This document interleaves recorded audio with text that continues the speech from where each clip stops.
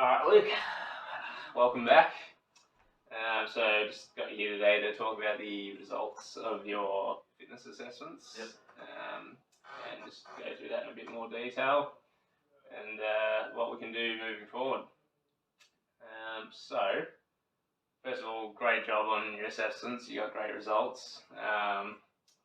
You got an excellent rating in the Queen's College STEP test, which you had a very high VO2 max, which indicates you have very strong cardiovascular endurance. So yeah, you did really well in that. You had a really good baseline strength level for the bench press, 75 kilos for a 5 rep max. So that was definitely makes your goal of 100 kilos within 6 months pretty achievable, I think. So yeah, you got a good strength level to work from there, and your flexibility wasn't bad as well. It's within the normal average rating, so that was good as well. So it's nothing to be concerned about or anything. You've done very well there, so we're good to move forward.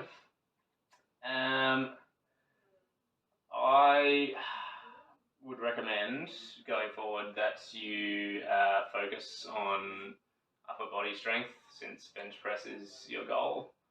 I'd recommend bench press, obviously, is definitely something you want to be doing. You can change it up a bit if you want to keep it a bit different, do like incline machine presses, that kind of thing, just as long as you're hitting the chest. On top of that, I'd recommend things like shoulder press and triceps exercises, like triceps push down, because both those are also incorporated in the bench press, so you're going to need all 3 muscle groups to hit that goal of yours. So that's what I'd recommend for you going forward. I think what I would recommend for you is a hypertrophy and strength-based training program with a personal trainer. That way it can be personalised to your goals and your individuality, and they'll be able to give you a lot of tips and pointers that you might not think of yourself, and make sure that you're performing good form and that kind of thing. So that's what I'm going to recommend for you. As per the doctor's recommendations, I think it'd be best if you avoided things like running and high intensity, things like that. He's recommended a low to moderate intensity for the time being, and obviously things like running would put a lot of pressure on your knee as well as exercises like squats and lower body high intensity things like box jumps and that kind of thing. You want to be avoiding those for the moment. And if you get a personal trainer with a training program, then they'll be able to incorporate that into your program as well and make sure you avoid anything that might make it worse. Due to the doctor's recommendation of the low intensity, I would also recommend you try yoga.